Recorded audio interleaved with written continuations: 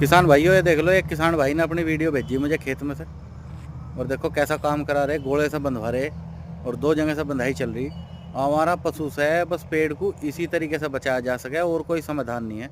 सभी किसान भाई देखो इस तरीके से अच्छे से अपने पेड़ बंधवा लो, जब भी भाई ये 100 के 100% चलेंगे, नहीं तो इनमें 10-20% जो है पेड़ पहाड़ा माया नीलगाय ये जो है ख़राब कर दें। देखो कितने अच्छे से बंधाई करवा रहे भाई, बेहतरीन। सभी भाई देख के देखो इस तरीके से बंधवा लो। धन्यवाद।